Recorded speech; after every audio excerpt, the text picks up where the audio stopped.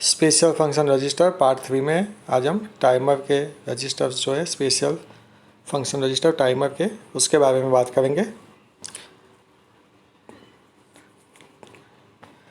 Timer के लिए जो रजिस्टर यूज़ होते हैं ये टी मोड, जो टाइमर के मोड सेट करने के लिए यूज़ होता है, टी कॉन जो टाइमर स्टार्ट और टाइमर को ऑफ करने के लिए यूज़ होता है, टाइमर कंट्रोल रजिस्टर उसे बोलते हैं, और TH0 एंड TH1 Tier 1 में हम टाइमर का काउंट लोड करते हैं। ये जो रजिस्टर है वो 8 बिट के है। TH0 use for timer 0 and TH1 Tier 1 use for timer 1। We can load 16-bit count using TH0 and we can also load 16-bit count in TH1 Tier 1 for timer 1. So TH0 is used for the timer 0 and TH1 Tier 1 used for the timer 1. Okay. So पहले हम T mode register के बारे में ज़्यादा देखते हैं। So T mode register यहाँ पे मैंने दिखाया हुआ है। तो टाइमर मोड कंट्रोल रजिस्टर, हमारे पास 8051 में दो टाइमर है। Timer can be work as a timer और it can work as a counter.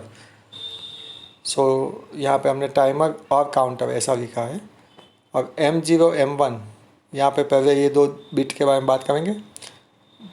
4 bit जो है यहाँ पे M0 M1 C/T बार और गेट वो टाइमर 0 के लिए, और यही बिट टाइमर 1 के लिए भी हमारे पास है। So if we run about the 4 bit then we can know कि this are for timer 0 and this are for timer 1। Timer 0 के लिए जो बिट है वो वही बिट टाइमर 1 के लिए भी है। यहाँ पे पहले हम मोड बिट के बारे में बात करेंगे। जो मोड बिट है M0 एंड M1, उसको अगर हम 0 रखते हैं तो ये 13 बिट काउंटर सेट करता है। काउंटर या timer 13 bit timer counter set करता है। ये काउंटर जो इसका पहले का माइक्रो कंट्रोलर था 8048 8049 उसमें 13 बिट का टाइमर था। तो कंपेटिबिलिटी के लिए यहाँ पे एक 13 बिट टाइमर काउंटर हमको दिया हुआ है। हमारे पास 16 बिट काउंटर है तो फिर हम 13 बिट काउंटर यूज़ करने की ज़्यादा ज़रूरत नहीं है हमको। So it is for the compatibility. शायद आपने कोई प्रोजेक्ट बनाया 8049 में और आप फिर उसको कन्वर्ट करना चाहते हो कि नया माइक्रो कंट्रोलर में ये प्रोजेक्ट, तो आपको ज़्यादा कोड में चेंज नहीं करना पड़ेगा, इसलिए 13 बिट काउंटर वहाँ पे था। तो यहाँ पे भी उसको कंपेटिबिलिटी के लिए दिया गया है। 00 से 8192 तक वो काउंट करता है, 8192 डेसिमल तक काउंट करता है। और दूसरा है अगर हम 01 करते हैं, M1 को 0 और M0 को 1 रखते हैं तो 16 बिट टाइमर काउंटर बनता है हमारा। टाइमर या काउंटर दोनों के लिए यही मोड है। 10 8 बिट ऑटो रीलोड, इसमें जो काउंट हम लोड करते हैं वो जब टाइमर का काम ख़त्म होता है उसके बाद ऑटोमेटिक रीलोड होता है। सो इसको ऑटो रीलोड बोलते हैं और ये 8 बिट का है।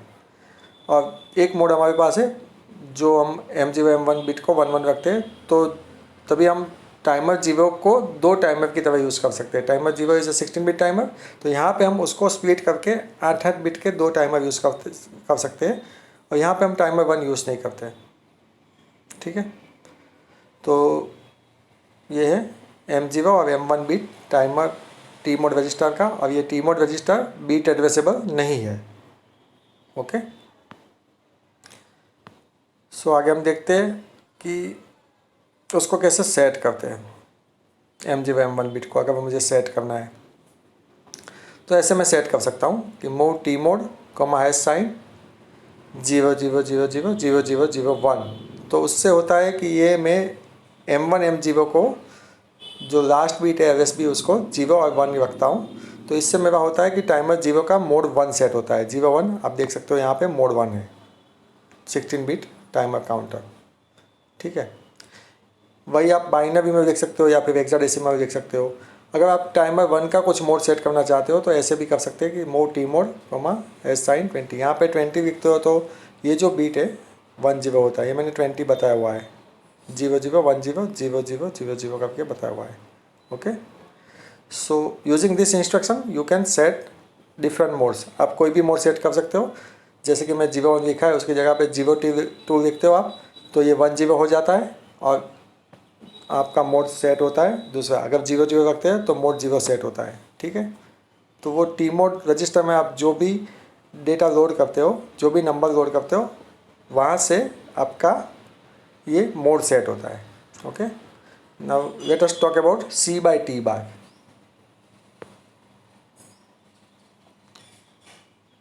So C by T bar is used to differentiate between the counter and timer operation. अगर आपको काउंटर यूज़ करना है तो इसको 1 रखिए, अगर आपको टाइमर यूज़ करना है तो इसको 0 रखिए। क्या डिफरेंस है टाइमिंग एंड काउंटिंग में? तो जब आप काउंटिंग करते हो तब आप एक्सटर्नल क्लॉक यूज़ करते हो, जैसे कि पल्स बाहर से आते हैं। अब जब आप टाइमिंग यूज़ करते हो तो आपको फिक्स इंटरवल पल्सेस चाहिए, इसीलिए आप ऑसिलेटर क्लॉक यूज़ करते हो जो कि इंटरनल क्लॉक है। जैसे कि मैं टैबलेट काउंटिंग मशीन बनाना चाहता हूँ, तो जो टैबलेट बन रही है वो कभी कभी फिक्स रेट से बनती है, कभी कभी रुक जाती है, कभी स्पीड में उसका चेंज भी आता है, तो पल्सेस इरेगुलर होते हैं। जैसे कि मैं पर्सन काउंटर बनाता हूँ, तो पर्सन आता है तभी पल्स जनरेट होता है, दूसरा पर्सन आता है तभी पल्स जनरेट होता है। तो उसको हम बोलते हैं कि बाहर से जो पल्स आते हैं उसको हम काउंट करते हैं, तो उसको बोलते हैं काउंटर, काउंटिंग ऑपरेशन, ठीक है। और यहाँ पे टाइमिंग ऑपरेशन के लिए हम फिक्स पल्सेस चाहिए, क्योंकि 1 सेकंड का मुझे काउंट करना है तो उसके लिए इतने पल्स है, और 500 मिली सेकंड मुझे काउंट करना है तो इतने पल्स है। तो वो एक फ़िक्स क्लॉक चाहिए, उसके लिए मैं ऑसिलेटर क्लॉक यूज़ करता हूँ। यहाँ पे आप पहले ये याद रखिए C by T bar bit है, तो T बार का मतलब है कि अगर आप उसको 0 रखते हो तो टाइमर ऑपरेशन है, अगर 1 रखते हो तो काउंटिंग ऑपरेशन है। जैसे कि यहाँ पे एक और ब्लॉक मैंने बताया हुआ है, ऑसिलेटर अपना इंटरनल होता है या फिर एक्सटर्नल क्लॉक होती है। एक्सटर्नल क्लॉक वेरिएबल होती है, वो फिक्स पल्सेस होते हैं या फिर वेरिएबल पल्सेस भी आ सकते हैं उसमें। तो C by T bar अगर 1 रखते हैं तो जैसे कि इंटरनल स्विच रहती है कि आप जब C by T bar को 0 रखते हो तो वो ऑसिलेटर से कनेक्ट होता है, जब आप C by T bar को 1 रखते हो तो वो बार कनेक्ट होता है। बार कहाँ कनेक्ट होता है वो भी हम देखते हैं। तो बार ये कनेक्ट होता है T0 T1 के साथ। ये जो 8051 की जो पिन है, पिन 3.4 एंड पिन 3.5, उसके साथ हम उसको एक्सटर्नल पल्सेस कनेक्ट करते हैं और वहाँ से हम काउंटिंग कर सकते हैं। वहाँ पे जो पल्स आते हैं वो, अब जब हम काउंटिंग ऑपरेशन सेट करते हैं तो वो counter each and every pulse पे बढ़ता है। So after some time if you want to check, तो तब चेक कर सकते हो कि कितना काउंट हुआ। ये T0 है फॉर टाइमर 0 है और काउंटर 0 है, और T1 फॉर काउंटर 1 है। तो आप दोनों यूज़ कर सकते हो या एक यूज़ कर सकते हो। अब जैसे कि ये पल्सेस मैंने बताया कि एक्सटर्नल पल्सेस आते हैं, तो ये डिफरेंट इंटरवल पे आ सकते हैं। ओके, तो C by T bar। अब आगे हम गेट का ऑपरेशन देखते हैं टी मोड में। जो गेट है नॉर्मली हम इसको 0 रखते हैं, तो जब 0 रखते हैं तो जो टाइमर है वो एक और हमारे पास बीट है टीकॉन के अंदर, TR0 करके, वो हम बाद में देखते हैं। तो TR0 बीट से टाइमर हम स्टार्ट करते हैं। तो TR0 जब हम सेट करते हैं तो टाइमर स्टार्ट होता है। तो गेट 0 होता है तब हम टाइमर को TR0 TR1 बीट से कंट्रोल कर सकते हैं। TR0 is for timer 0 and TR1 for timer 1। वो हम टीकॉन जब रजिस्टर देखेंगे तब उसमें ये 2 बीट है, वो उसकी बात करेंगे। यहाँ पे हम बाहर से टाइमर को कंट्रोल नहीं करते, बस सॉफ्टवेयर से कंट्रोल करते हैं। जैसे कि मैं TR0 बीट को ऑन करता हूँ तो टाइमर स्टार्ट होता है, जब मैं उसको ऑफ करता हूँ तो टाइमर स्टॉप होता है। तो वो मैं सॉफ्टवेयर से कर सकता हूँ। और ये INT0 INT1 पिन से अगर मुझे कंट्रोल करना है टाइमर को, तो मैं गेट पिन को 1 रखता हूँ। तो जब मैं गेट पिन को 1 रखता हूँ तब मेरा टाइमर 2 चीज़ से कंट्रोल होता है। INT0 पिन INT1 पिन जो हाई होती है तभी मेरा टाइमर स्टार्ट होता है, और उसके साथ में TR0 TR1 बिट का भी यूज़ होता है। तो जब गेट 1 करते हो तो आप एक्सटर्नली टाइमर को कंट्रोल कर सकते हो। ओके,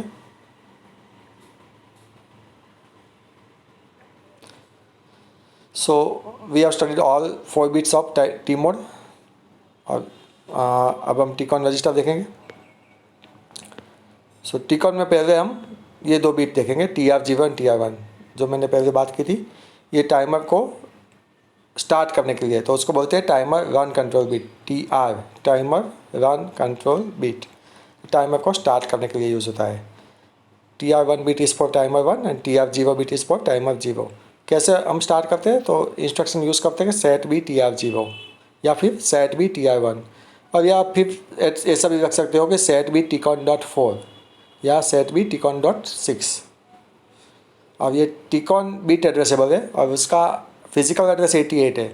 अब अगर आप बीट का एड्रेस देखना चाहते हो तो IT0 का 88, IE0 का 89, IT1 का 90, ऐसे आगे बढ़ता है। सॉरी 8 है, then 8B like that. Okay, 88, 89, 8A, 8B, 8C, उस तरह से उसके एड्रेसेस बनते हैं।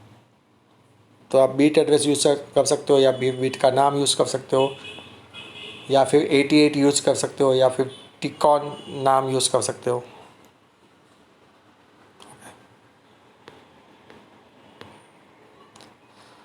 सो यहाँ पे मैंने बताया कि ये TR बिट जब मैं ऑन करता हूँ तभी ये एंड गेट का जो पल्सेस है वो काउंटर में जाएगा। TH और TL जो हमारा रजिस्टर है वो वहाँ पे पल्स जाएंगे और TR में इंक्रीमेंट होगा। ये अप काउंट करता है, तो TH में और TL में मैंने जो भी काउंट रखा है उससे काउंट बढ़ेगा। काउंट जब भी पल्स आएगा तो काउंट +1 होगा, देन काउंट +2 होगा। जैसे कि 50 है तो 51, 52, 53।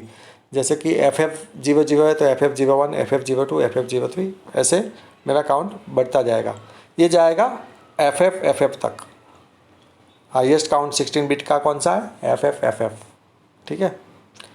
सो TR0, TR1 बिट किस लिए यूज़ होता है? टाइमर को स्टार्ट करने के लिए। Okay, so next we are looking at another 2 bit. दूसरे 2 बिट हम देखेंगे TF0 एंड TF1। ये टाइमर के फ्लैग्स है। जब टाइमर ओवरफ्लो होता है तब ये फ्लैग सेट होते हैं। ये इंडिकेट करते हैं कि टाइमर का काम ख़त्म हुआ है। तो ये भी 2 है हमारे पास, क्योंकि हमारे पास 2 टाइमर है, TF0 for timer 0, TF1 for timer 1। अब जब ये यहाँ मैंने बताया हुआ है कि एक काउंट मैंने लोड किया था TH-TL में, और फिर वो count each and every pulse पे बढ़ता गया। जब मैं टाइमर स्टार्ट कर दिया, ऐसा हम लोग मान के चलते हैं कि मेरा टाइमर स्टार्ट है, तो फिर काउंट +1, काउंट +2 करके आगे जाएगा जब तक कि FF है, तब तक कि मेरा TF फ्लैग 0 है। FF आ गया है फिर भी मेरा वो 0 है। कब 1 होता है? जब FF से 0 होता है, तो उसको बोलते हैं ओवरफ्लो। तो रेड एरो करके मैंने बताया हुआ है। या फिर आप कब ओवरफ्लो होता है वो भी मैंने बताया है ब्लू एरो से, कि TF1 कब होता है? तब FF काउंट कंप्लीट हो जाने के बाद। ये 16 बिट के लिए। 13 बिट में जब 13 बिट कंप्लीट काउंट हो जाता है, उसके बाद जब 0 हो जाता है तब फ्लैग सेट होता है। ओके, यहाँ पे एक एग्जांपल में मैंने क्रिस्टल फ्रीक्वेंसी 11.0592 दिया है। वो हमने बात की थी क्योंकि उससे हम बॉड रेट फिक्स कर सकते हैं, तो that is preferable frequency for crystal. और इंटरनली टाइमर के लिए वो /12 होती है जो 921 kHz देता है। और आगे जब हम उसको जब सेट करते हैं टाइमर में, तो जो काउंट सेट करते हैं तो वो काउंट से वो FF तक जाता है। क्लॉक के ईच पल्स पे ये बढ़ता है। ठीक है, तो 2 बिट की बात की मैंने, TR एंड TF।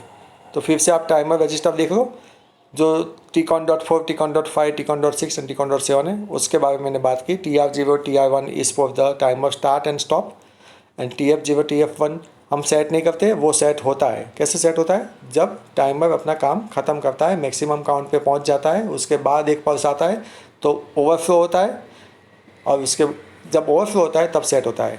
जैसे कि आपके पास कोई बाल्टी में फुल पानी है, आप फिर से उसमें कुछ पानी डालते हो तो ओवरफ्लो होता है, तो फुल हो गया। उसके बाद अगर हम कुछ उसमें डालते हैं तो उसके बाद ये ओवरफ्लो होता है।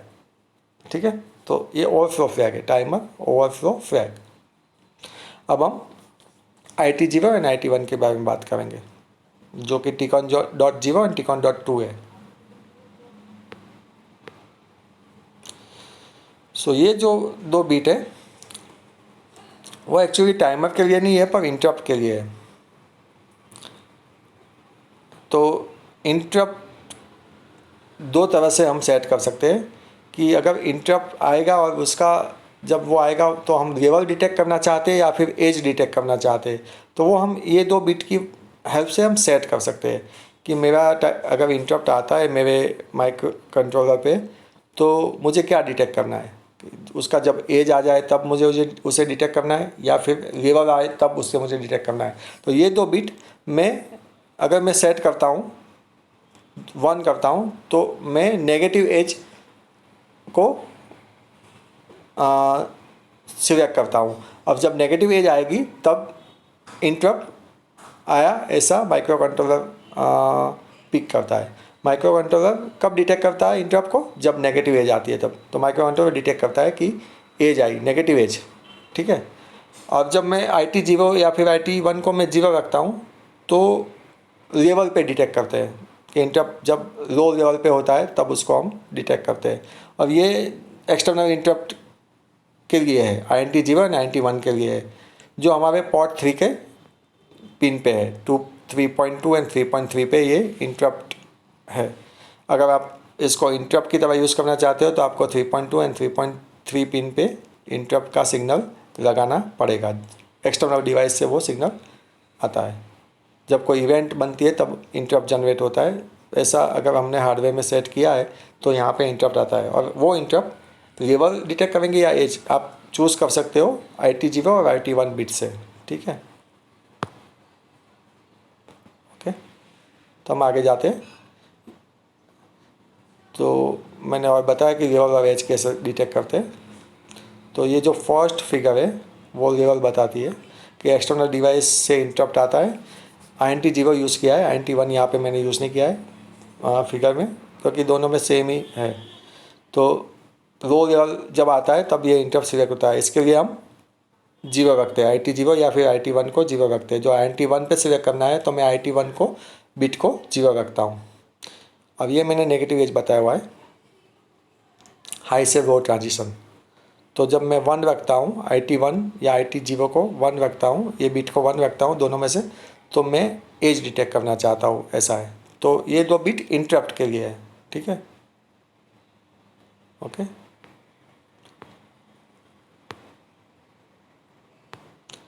आप कैसे ये बिट को सेट कर सकते हो, सेट भी IT0 और सेट भी Tcon.0, या फिर आप क्लियर भी कर सकते हो, जैसे कि क्लियर IT0, क्लियर Tcon.0।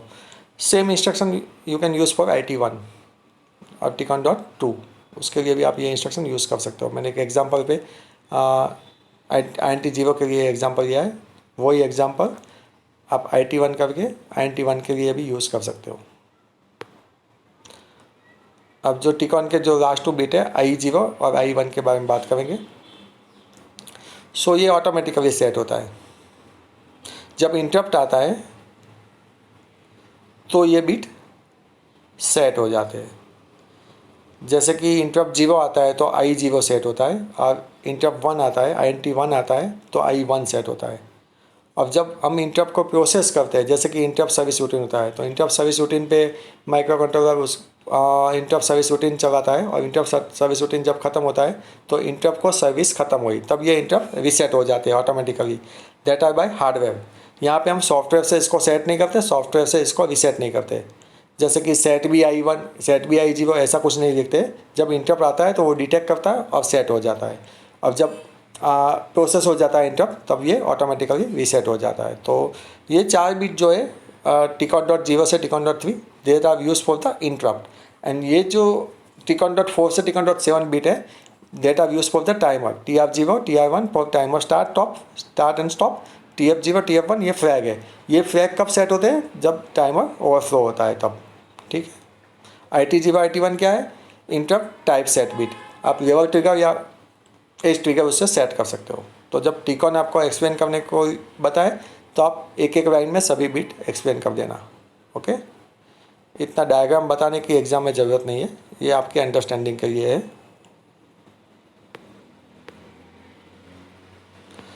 अभी जो लास्ट टाइमर के 4 रजिस्टर है वो TH0 TF0, जिसमें हम टाइमर जहाँ से हम स्टार्ट करना चाहते हैं वो स्टार्टिंग काउंट उसमें कॉपी करते हैं। जैसे कि मुझे स्टार्ट करना है 5000 से और मुझे यूज़ करना है टाइमर 0, तो मैं 50 TH0 में लोड करूँगा और 0 TL0 में लोड करूँगा। जो हाई बाइट है वो TH0 में जाएगा, लोअर बाइट है वो TL0 में जाएगा।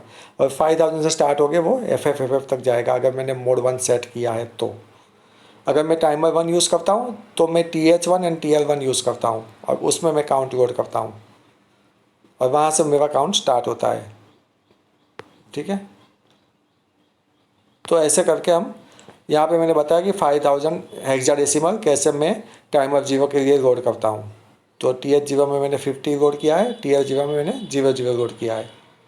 और टाइमर 1 में अगर मैं 1 2 3 4 लोड करना चाहता हूँ तो मैं 1 2 कहाँ पे रखूँगा, TH1 पे, 3 4 कहाँ पे, TL1 पे। ठीक है, अब TH1 कब यूज़ करते हैं, टाइमर 1 यूज़ करना हो तब। ओके, लास्ट में हम एक सिंपल टाइमर का प्रोग्राम देखते हैं कि कैसे हम इसको यूज़ करते हैं।